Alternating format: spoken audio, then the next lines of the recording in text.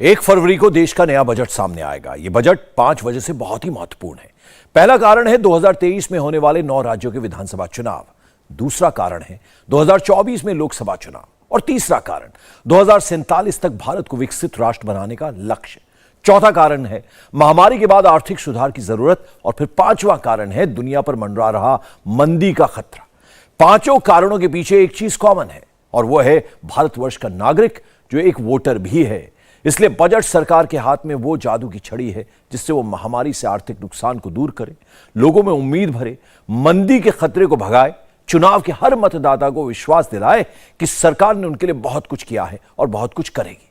सरकार ये काम कैसे करेगी, ये समझने की एक कोशिश हमने की है। बजट कैसे वोटर के मन की बात करेगा, ये आप भी समझिए हमारी खास बजट सीरीज में, बजट एक वोट कथा में, जिसमें मोदी के केयर वेलफेयर में बन रहे वोट शेयर की एक झलक आपको मिलेगी।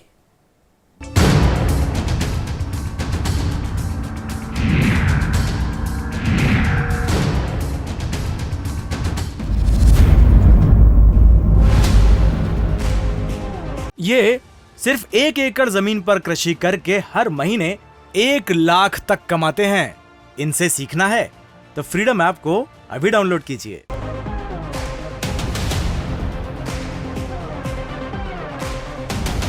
संसद के भीतर मोटे अनाज की पार्टी की तस्वीर। प्रधानमंत्री ने अपने कैबिनेट सहयोगियों और विरोधियों के साथ खाना खाया। इस खाने की खासियत यह थी कि यहां परोसे गए व्यंजन ज्वार, बाजरा, रागी, कोदो, सावा, कुट्टू से बने हुए हैं। इसमें रोटी से लेकर चिप्स तक शामिल है और तो और मिठाई भी। इस भोजन के व्यंजन अब हमारे नए बजट में दिखेंगे। सरकार ऐसी योजना के लिए खास तौर पर पैसे की गुंजाइश बनाएगी जो भारत के पारंपरिक मोटे अनाज के लिए दुनिया में बाजार क्रिएट करे। आप सोचेंगे कि दुनिया में इसका बाजार कैसा है, तो आपको कुछ जानकारी देते हैं।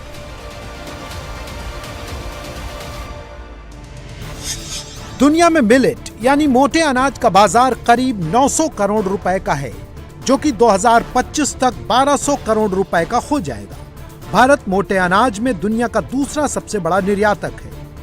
भारत के 21 राज्यों में इसकी खेती होती है। यह चावल और गेहूं की अपेक्षा कम पानी, खाद और कीटनाशक में पैदा होता है, लिहाजा इसमें भारतीय खेती की कई समस्याओं का समाधान है। साथ ही दुनिया में खाद्यान्न के उत्पादन और खपत के बीच का घाटा पूरी करने की भी क्षमता है। लगभग 500 करोड़ का एक्सपोर्ट कर रहे हैं मोटे अनाज का। हमें उम्मीद है कि ये डबल हो जाएगा बहुत जल्दी। न केवल अनाज, मोटा अनाज, पर इससे बने जो उत्पाद हैं उससे भी हम लोगों को कमाई होने के चांस है। आपको जानकर थोड़ी सी हैरानी भी होगी और खुशी भी होगी कि शायद ही कोई ऐसा उत्पाद है जो कि मोटे अनाजों से अब नहीं बन रहा। आप रोज़मर्रा की ज़िंदगी में देखिए, जो आप खाना खाते हैं, चाहे आप पास्ता खाते हैं, नूडल्स खाते हैं, पिज़्ज़ा खाते हैं, बेकरी आइटम्स हैं, बिस्किट्स हैं, ये सब अब मोटे अनाज से भी बन रहे हैं। तो ये हम अपने देश में भी प्रचलित कर रहे हैं, करने का मौका मिलेगा और साथ ही दुनिया भर में हम इन उत्पादों को लेकर जाएंगे। और हमें पूरी उम्मीद है कि मोटे अनाज से हमारी आने वाले समय में अच्छी कमाई होने की उम्मीद है। प्रधानमंत्री ने अप्रवासी भारतीय सम्मेलन में इस मोटे अनाज के लिए बड़े ब्रांड एम्बेसडर भी खोज लिए हैं। Brand ambassadors of make in India. You are brand ambassadors of yoga and Ayurveda. You are also brand ambassadors of India's cottage industries and handicrafts. At the same time, you are also brand ambassadors of India's millets. You would already know that 2023 has been declared by the United Nations as the International Year of Millets. I appeal to you to take some millets products with you while returning. Budget के इस कदम का सीधा असर उन 12 करोड़ 53 लाख किसानों पर होगा जिनके पास जमीन कम है। इनकी आमदनी और लागत के बीच अंतर बहुत कम होता है। पूंजी निवेश के लिहाज से ये औसतन 550 रुपये महीना ही निवेश कर पाते हैं, यानी कि ये पूंजी लगाकर खेती नहीं कर सकते। ऐसे लोग पारंपरिक तरीके से मोटे अनाज की खेती करें, बिना केमिकल फर्टिलाइजर और कीटनाशक के उत्पाद पैदा करें। इस तरह उत्पादन तो कम होगा लेकिन कीमत अच्छी मिल जाएगी। विदेशों में निर्यात के लिहाज से मोटे अनाज बिना केमिकल फर्टिलाइजर वाले पैमाने पर सही बैठेगा।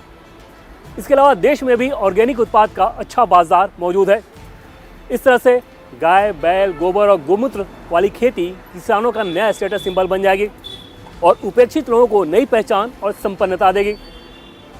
12 करोड़ 53 लाख किसान एक जाति और धर्म से ऊपर उठकर नए वोट बैंक के शेयर के तौर पर मोदी को मजबूती देंगे।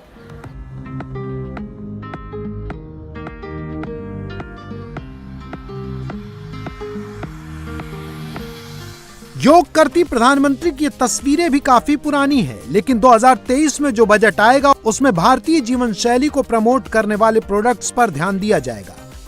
इसमें वेलनेस सेक्टर पर जोर होगा, जो पारंपरिक भारतीय चिकित्सा पद्धतियों, योग शैलियों के जरिए जीवन को निरोग करता है, तनाव मुक्त जीवन का तरीका सिखाता है। देश से बाहर विदेश में भारत की विश्व गुरु वाली छवि मजबूत करता है, भारत को ह्यूमैनिटी सेवर के रूप में पहचान देता है। इलाज की जरूरत ही ना पड़े और छोटी मोटी बीमारी हो तो उसका समाधान घर बैठे हो जाए, ये दुनिया की सबसे बड़ी चाहत है। अमीर से अमीर और गरीब से गरीब व्यक्ति यही सोचता है। भारतीय योग और आयुर्वेद इसी तरह की जीवन शैली के पर्याय हैं जो आपको स्वस्थ रखता है। जब दुनिया में इलाज सरकार के लिए एक बड़ी चुनौती और बीमार के लिए महंगा हो चुका है, ऐसे में भारतीय आयुष एक बड़ा बाजार है। दुनिया में इसकी बहुत बड़ी मांग है। बजट में इसे निवेश और आमदनी के रूप में जगह मिलने वाली है। इससे विदेशों में भारत की साख बढ़ेगी। छवि में ये सुधार वोटर्स के मन में लॉयल्टी पैदा करेगा और 27 करोड़ नए वोटर्स को भारतीय जनता पार्टी के करीब लाएगा। दुनिया में वेलनेस का बाजार 570 लाख करोड़ रुपए का है, यानी भारत के कुल बजट का 2 गुना, जिसमें भारत का पोटेंशियल करीब 10 लाख करोड़ का है। बजट में अभी वेलनेस सेक्टर के लिए नेशनल हेल्थ पॉलिसी 2017 को रोड मैप माना जाता है। इस पर आगे बढ़ते हुए ग्रामीण इलाके में अस्पतालों के बेड बढ़ाने, पारंपरिक और घरेलू दवा प्रैक्टिस के मेल को बढ़ावा देने, छोटे क्लिनिक्स को अस्पतालों में बदलने के लिए प्रोत्साहित करने वाले रास्ते बनाए जाएंगे। इसके लिए ऑपरेटिंग इंसेंटिव टैक्स छूट दी जा सकती है। SEZ की तर्ज पर मेडिकल सिटी की सुविधाओं का विकास किया जाएगा। बड़े शहरों में मेडिकल सिटी की सुविधाओं का विकास होगा। हेल्थ केयर स्पेस में करीब 4000 स्टार्टअप रजिस्टर हैं। इनके लिए पूंजी का इंतजाम होगा, क्योंकि दवा में R&D का बहुत महत्व होता है, इसलिए उसके लिए भी फंड या छूट का इंतजाम होगा। देश में मेडिकल उपकरण के निर्माण के लिए भी सरकार विशेष छूट का इंतजाम करेगी। गृह मंत्रालय की सिविल रजिस्ट्रेशन रिपोर्ट के मुताबिक साल 2020 में कुल 81,11,000 मौतें हुई। इसमें 36,52,000 मौतें इलाज के अभाव में हुई, यानी हर रोज 10,000 मौतें, हर घंटे 416 मौत और हर मिनट 7 व्यक्तियों की जान गई। इस रिपोर्ट के मुताबिक साल 2020 में 28% मौतें अस्पताल में इलाज के दौरान गईं, 16.4% मौत किसी न किसी मेडिकल केयर के भीतर इलाज के दौरान हुई और 0.8% मौतें एलोपैथिक इलाज कराते वक्त हुई। ज्यादातर लोग जिनकी मौत हुई वो बिलो पॉवर्टी लाइन थे।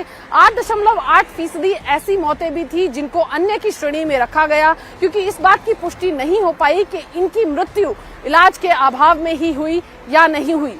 इस सब के बाद भी भारत सरकार औसतन 1,657 रुपए इलाज पर खर्च करती है। ऐसे में अगर मोदी केयर से इन तमाम चीजों में सुधार होता है तो मोदी सरकार के वोट बैंक में 27 करोड़ का जो बिलो पॉवर्टी लाइन का वोट बैंक है, वहां पर मोदी सरकार अपनी पैठ बनाने में कामयाब हो पाएगी।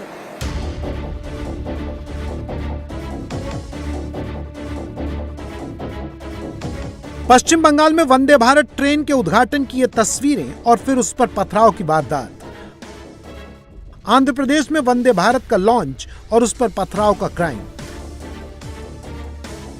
मोदी के प्रयास और चुनौती दोनों का एक साथ परिचय देती है।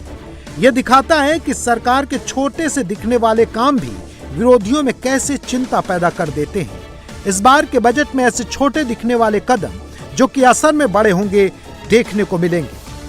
मोदी वंदे भारत जैसी ट्रेन से रेलवे को बुलेट ट्रेन के करीब ला रहे हैं। वो रेलवे का पुराना चेहरा बदल रहे हैं। इस बार बजट में प्रदूषण रहित रेलवे पर जोर रहेगा। देश की सभी रेल लाइन एक तरह के इलेक्ट्रिक नेटवर्क पर होंगी। हाइड्रोजन ईंधन से चलने वाली ट्रेन का ऐलान होगा। 500 नई वंदे भारत ट्रेन आएंगी। 4000 नए ऑटोमोबाइल कैरियर और माल भाड़े की ढुलाई के लिए 58,000 नए वैगन्स का ऐलान होगा। देश में अभी भी ट्रांसपोर्ट का सबसे किफायती और भरोसेमंद चेहरा रेलवे है। ट्रेन से लगभग 2 करोड़ 30 लाख पैसेंजर रोज सफर करते हैं। उनके अनुभव को अच्छा बनाकर, सुविधा, सुरक्षा, स्वच्छता बढ़ाकर देश के बड़े वोट बैंक को एड्रेस कर सकते हैं। रेलवे में 13 लाख कर्मचारी हैं और उनके आश्रित मिलाकर करीब 50 लाख वोटर भी रेलवे की नीतियों से प्रभावित होते हैं। सबसे पहले तो आप देखेंगे हाई स्पीड एक कॉमन बात होने की उम्मीद लगती है मेरे को। भारतीय रेल में ऐसे बहुत सारे टाउन्स हैं जहाँ पे लोग जाना चाहते हैं और हवाई यात्रा में उनको तकलीफ़ होती है। बड़े मेट्रो शहर हैं, उनमें जो ट्रेनों की समय लगता है उसमें थोड़ा समय कम किया जाए। कहने का मकसद ये है कि नई दिल्ली से मुंबई इस समय राजधानी 15.5 घंटे लेती है, तो इसको कम करके अगर हम 14 घंटे, 13 घंटे, 13.5 घंटा पे ले आएँ, जो एक समय में करीब 17-18 घंटे लिया करती थी, 15.5 घंटे पे आ चुकी है और इसको हम और कम कर सकें। आप जापान में देख लें, आप फ्रांस में देख लें। फ्रांस में तो डोमेस्टिक एयरलाइंस जितनी भी हैं, घरेलू उड़ानें काफ़ी हद तक रद्द की गई हैं क्योंकि वहाँ पे हाई स्पीड एक आम बात हो गई है। तो हम भी ये देखेंगे और हाई स्पीड का वो ज़रिया हम देखेंगे जो भारतीय मेक इन इंडिया वाला ज़रिया होगा। ये हम इम्पोर्टेड ज़रिया जो विदेश से मंगा के यहाँ चला दें, वो चीज़ अब रूप ख़त्म हो जाएगी और ऐसे कई सेक्टर्स मिलेंगे। एक और चीज़ जो अब धीरे धीरे बढ़ती जा रही है वो regional rapid rail transit system है, जो अभी आप दिल्ली और मेरठ के बीच में काफ़ी काम हो चुका है और उसके ट्रायल शुरुआत होने ही वाले हैं। ये एक 85 किलोमीटर का सेक्शन जिसमें मेरठ की मेट्रो भी शामिल है, वो एक बड़े शहरों के बीच में, स्पेशली इस समय तो दिल्ली के बीच में, और जो सैटेलाइट टाउन से एक द्रुतगामी सेवा शुरू हो जाएगी। अब इसका अगला फेज़ हम देखेंगे हरियाणा की तरफ, सोनीपत की तरफ और राजस्थान की तरफ। तो ये RRTS प्रोजेक्ट भी एक गति ले रहा है और आगे आते हुए समय में दिखेगा। दूसरी उपलब्धि आपको भारतीय रेल में दिखेगी, जैसे कि एयरपोर्ट्स का कायाकल्प हो चुका है, ऐसी भारतीय रेल में स्टेशनों का कायाकल्प हो जाएगा। ऐसे ऐसे अब हमारे सामने प्रयास लोग दिखने लगे हैं, जैसे कि नई दिल्ली का स्टेशन या गाज़ियाबाद का station, Mumbai central, Mumbai CST, Bangalore, ये सब चीज़ें अब सामने आएंगी तो स्टेशनों का बिल्कुल रूप बदल जाएगा। इसके अलावा जैसे मैंने बताया सिग्नलिंग, जो डब्बों की हमारी हालत इस समय दिखती है, जो कुछ ही डब्बे वंदे भारत के दिखते हैं जो कि अंतर्राष्ट्रीय स्तर के हैं, ये चीज़ बदल जाएगी और अब जो है आपको केवल वो डब्बे दिखेंगे जो विदेश में आज देखे जाते हैं, उसका अगला स्वरूप दिखेगा जिसमें कि डाउन टाइम कम हो और वो डब्बे कभी मेंटेनेंस की ज़रूरत ना पड़े और कंप्यूटर एडिड मेंटेनेंस हो, जब ज़रूरत हो तभी रोकें उसको, नहीं तो चलती रहेगी।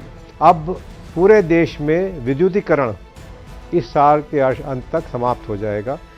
कहने का मकसद ये है कि पूरे देश में अब एक ट्रैक्शन से गाड़ी चला करेगी, जिससे कि विद्युत इंजन को बार बदलने की ज़रूरत ना पड़े।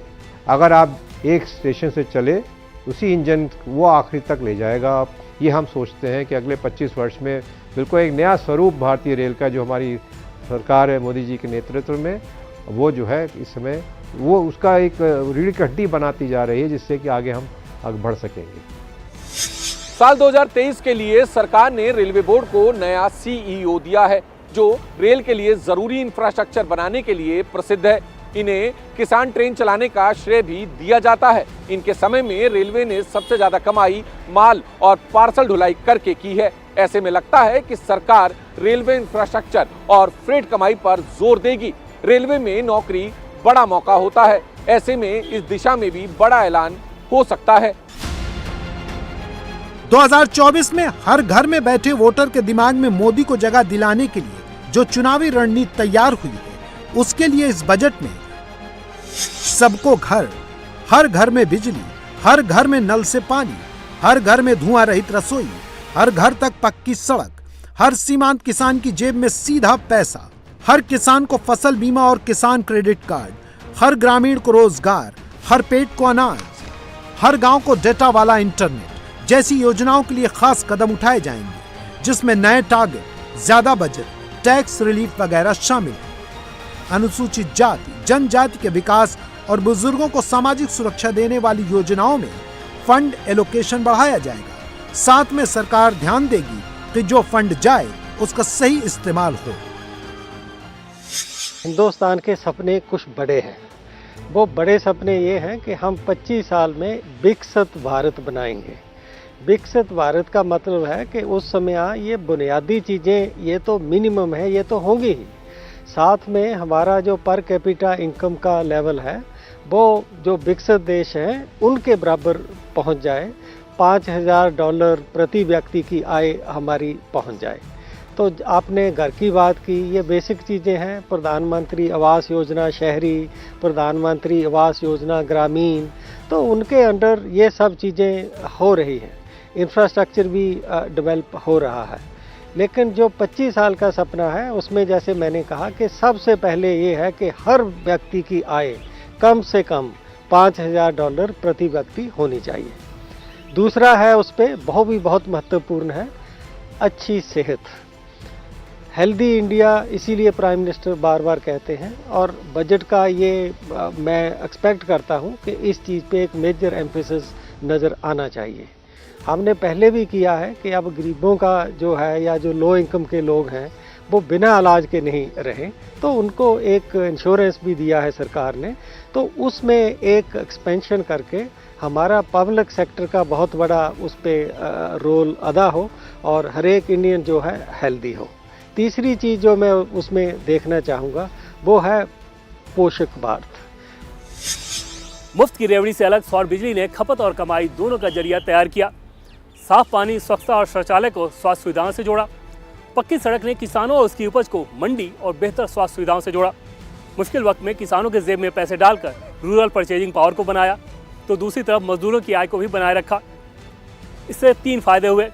पहला तो आर्थिक मजबूती आई, दूसरा मुश्किल वक्त में लोगों की जेब भरी। जब लोगों को बदलाव दिखा तो सरकार पर भी भरोसा बढ़ा। इसका फायदा चुनाव में भी होता है। गुजरात चुनाव के दरमियान मोदी के भाषण इसकी गवाही देते हैं। दिल्ली में दीकरो बैठो होय आ मानी पीड़ा सहन न करी सके अने એટલા માટે અમે આયુષ્માન યોજના લઈ આયા, મા યોજના લઈ આયા। 5 લાખ રૂપિયા સુધી કુટુંબની અંદર કોઈ બીમારી આવે, દર વર્ષે 5 લાખ સુધીનો ખર્ચો આ દીકરો ઉપાડવા માટે તૈયાર છે। મારી કોઈ માં બીમાર ના રહે, કોઈ એના પરિવારજન બીમાર ના રહે। અહીંયા જ્યારે હું હતો ત્યારે મા યોજના બનાવી હતી, દિલ્હી ગયો તો આયુષ્માન યોજના बनाई। गुजरात के चुनाव के बाद हुए एक सर्वे में यह बात सामने आई कि सीधी मदद करने वाली केंद्र सरकार की योजनाओं का फायदा जिन लोगों को मिला उनमें बीजेपी के वोटर ज्यादा थे। लड़की की शादी से मदद वाली योजना के लाभार्थियों में से 54% ने बीजेपी को वोट दिया।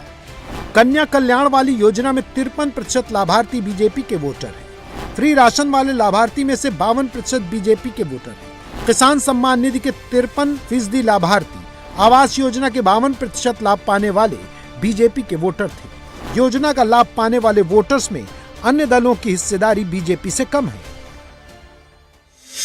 तमाम सरकारें, चाहे केंद्र सरकार की बात करें, चाहे राज्य सरकारों की बात करें, तो तमाम सरकारें कई सरकारी योजना लेके आती हैं। और अगर आप देखें इन योजनाओं की तादाद पहले से तुलना में आज बढ़ती जा रही है। बहुत सीधा संबंध दिखाई पड़ता है।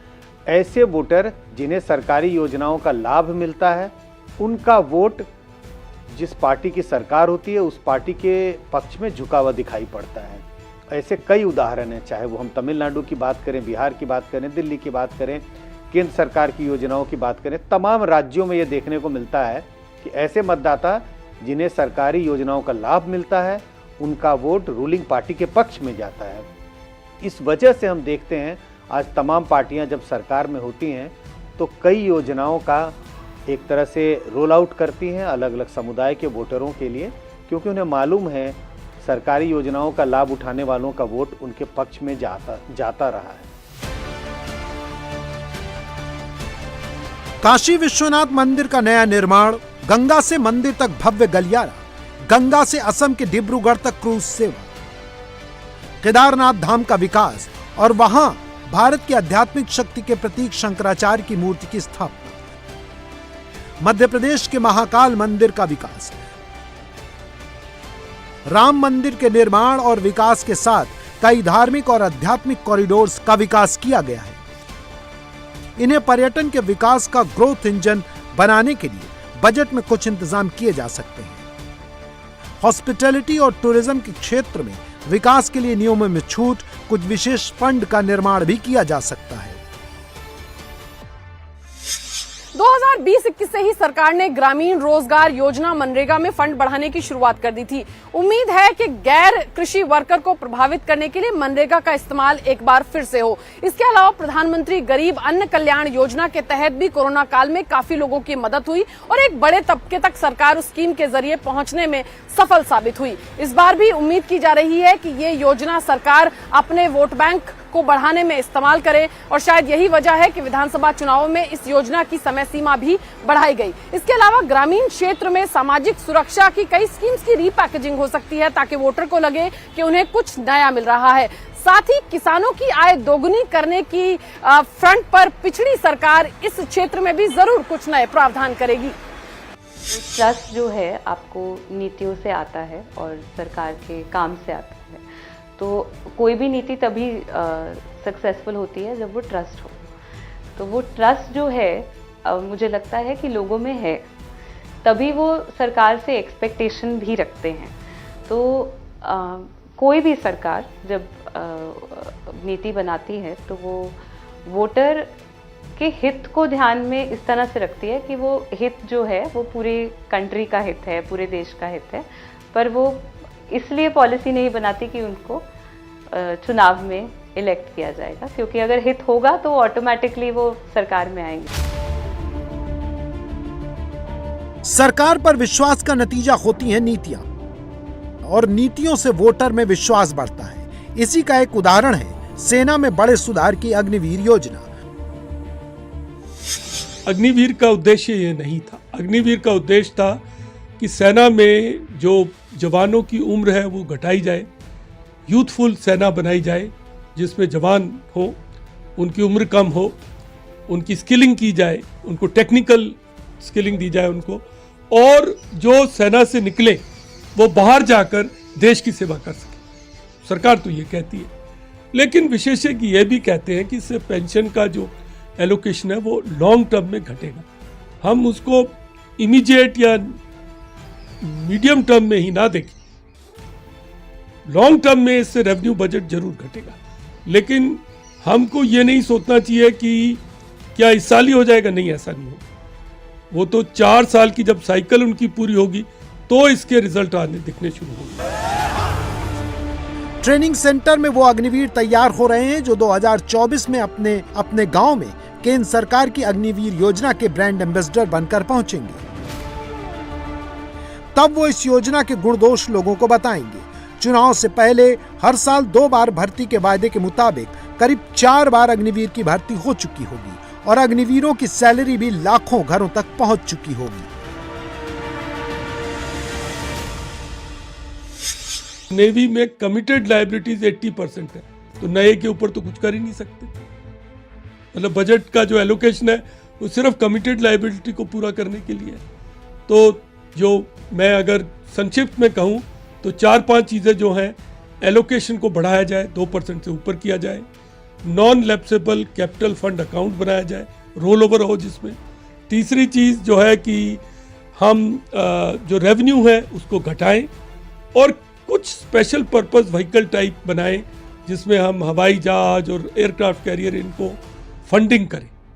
तो फंडिंग दिल खोल के हो थोड़ी, यही एक फौजी का ख्वाब है। और सुरक्षा पे जब हम खर्चेंगे तो हमारी प्रगति भी होगी, और सुरक्षा के थ्रू भी प्रगति होती है, क्योंकि डिफेंस, इंडस्ट्रियल कॉरिडोर ये सब गति पकड़ेगी। सरकार बजट में रोजगार के नए मौके बनाने वाली योजनाओं पर जरूर काम करेगी। स्टार्टअप और इनोवेशन को छोटे और ग्रामीण क्षेत्र में पहुंचाने के लिए सरकार बजट में कदम उठाएगी। ये 3 क्षेत्र की जो उद्योग को बढ़ावा देना, आर्थिक नीतियों को का जो केंद्र बिंदु रहे वो इस पर रहे कि जो निवेश की का कॉस्ट है, लागत है निवेश की, वो न बढ़े। लोगों की आय बढ़ाने से संबंधित जो नीतियां हैं, राइट, और जो स्किल डेवलपमेंट सो दैट लोग नए युग की जो नौकरियां हैं उसके लिए तैयार रहें। और चौथा कि ये जो आत्मनिर्भर भारत से संबंधित जो भी नीतियां हैं उनको अलाइन करना इन बाकी 4 चीज़ों से। हिंदुस्तान में जिस तरह से आबादी बढ़ रही है और स्किल सेट्स की रिक्वायरमेंट है, तो जो सबसे बड़े 5 कदम नौकरी के लिए हो सकते हैं, एक तो एग्रीकल्चर में वैल्यू एडिशन, दूसरा टूरिज्म पे हमको फोकस करना होगा, तीसरा small and medium scale industry के अपग्रेडेशन पे ध्यान देना होगा क्योंकि वहाँ बहुत पोटेंशियल है, चौथा हमें जो नए टेक्नोलॉजीज आ रही हैं जैसे ड्रोन है, आर्टिफिशियल इंटेलिजेंस है, वहाँ पे स्किल्स की बहुत ज़रूरत है, वहाँ पे भी बहुत कमी है, उस पर ध्यान देंगे तो रोज़गार मिल सकता है। और पांचवा जो है वो कन्वेंशनल ऑप्शंस हैं जैसे कंस्ट्रक्शन है या आपकी सर्विसेज इंडस्ट्रीज है, रिटेलिंग इंडस्ट्री है, ये सब पे ध्यान देने की ज़रूरत है। आज़ादी के 100 साल होने पर दुनिया में हिंदुस्तान की छवि कैसी होनी चाहिए? ये सिर्फ 1 एकड़ जमीन पर कृषि करके हर महीने 1 लाख तक कमाते हैं। इनसे सीखना है तो फ्रीडम ऐप को अभी डाउनलोड कीजिए। उस छवि को बनाने के लिए क्या करना चाहिए, इसकी एक झलक और रोड मैप इस बजट में भी दिखेगी। साल 2024 के चुनाव में लोगों का भरोसा मोदी सरकार पर बना रहे और ज्यादा बढ़े, इसके लिए देश को और कैसे मजबूत किया जाए, उससे जुड़े प्रावधान भी इस बजट में होंगे। बजट की फिलॉसफी है 5 ट्रिलियन इकॉनमी और उसी अनुपात में लोगों के जीवन स्तर में बदलाव, चाहे समाज कल्याण हो या रक्षा का क्षेत्र। आगे के 25 सालों का खाका पेश किया जाएगा। ओल्ड पेंशन स्कीम को काउंटर करने वाली कोई ना कोई लाइन जरूर हो सकती है। इसके अलावा गरीबी हटाने के लिए जो भी कार्यक्रम किए जा रहे हैं उसे और मजबूती देने के लिए फैसले लिए जाएंगे। इस तरह से ये बजट उम्मीदों का, भविष्य का और बीजेपी को वोटर से जोड़ने वाला होगा।